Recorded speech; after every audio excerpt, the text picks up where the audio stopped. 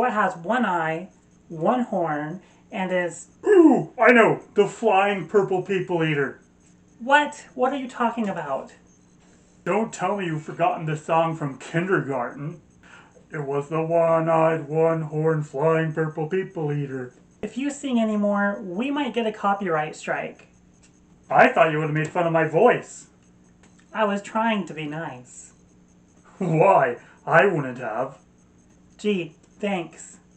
So you're talking about the one-eyed, one-horned, flying purple people eater today. Does this thing eat purple people, or is this thing purple and eats people? Maybe that's why we don't see Grimace from McDonald's anymore. The monster ate him! Stay tuned, lore lovers. Tara has the answers. What? I was not talking about the flying purple people eater. You didn't even let me finish the question. I'm talking about the Miniwashitu. I know I'm saying that word wrong, so I apologize in advance, but that's how I'm saying it. Miniwashitu or Miniwashitu. We never get to talk about the one-eyed, one-horned, flying purple people eater. If you want Tara to sing the song, though, let her know in the comments down below. Maybe she'll sing it. Yeah, right. I would say I would sing that song if we got up to 200 subscribers by February of 2024. But I'm trying to get subscribers and build a fan base, not drive people away. Oh, Tara, you forget this is the internet. People would love to subscribe just to make fun of you. You're so comforting. Thanks, brother. Now, can we get back on topic? Sure. Now today's video is about mini washing machines. No, the Miniwashitu. And before you say it, it is not the same thing. Well, if it's not a mini washing machine or a flying purple people eater, what is this thing? Well, I guess you're going to have to stick around and be quiet to find out. Hey lore lovers, today I take you to North Dakota in our trip around the United States about monsters. And this one, just like the last one, you may not have heard of. Yeah, I don't think most know about Native American monsters. People are too obsessed with werewolves and vampires. Native Americans actually have their own versions of those as well.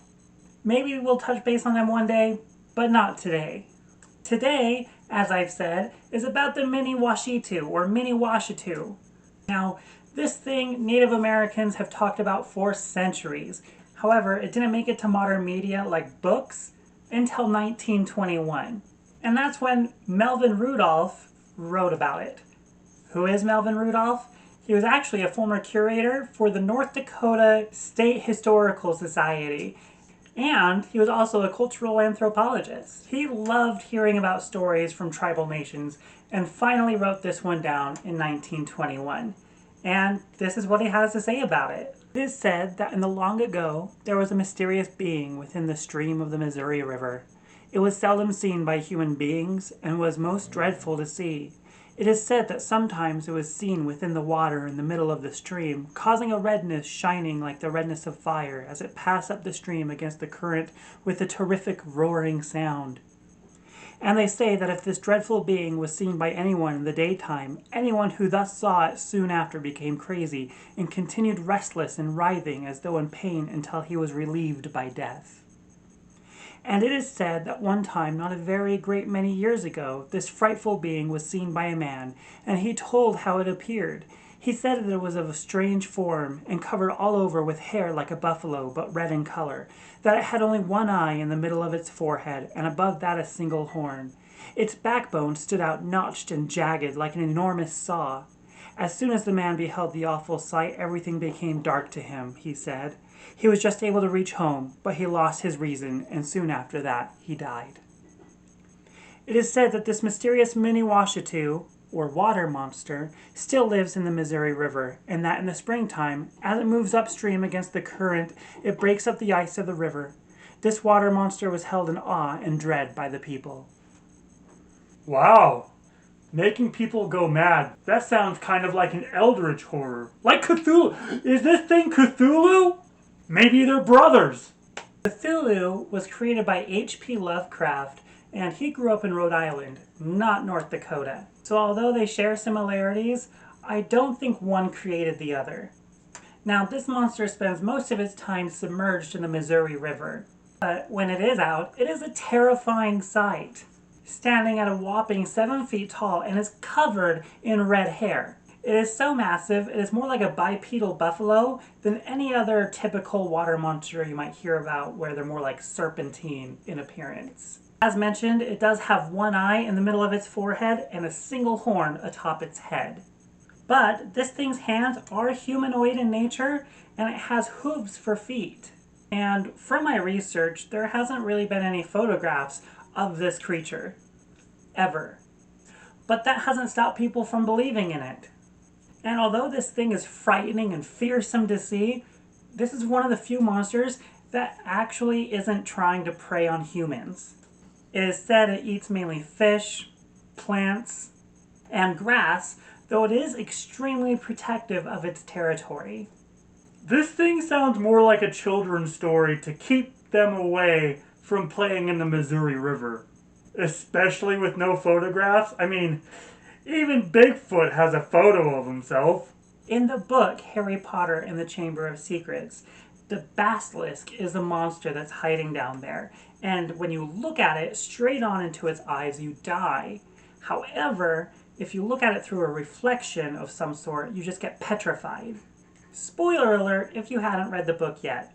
Came out in the 90s, there was also a movie, pretty sure most of you have heard of it. If not seen it. Or read it.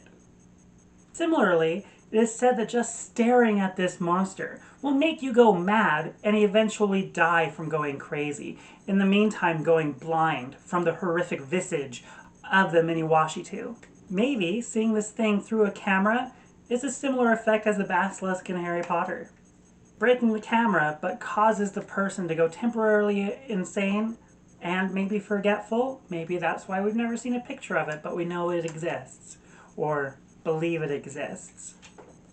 That's a stretch. But I like it. This thing has my seal of approval.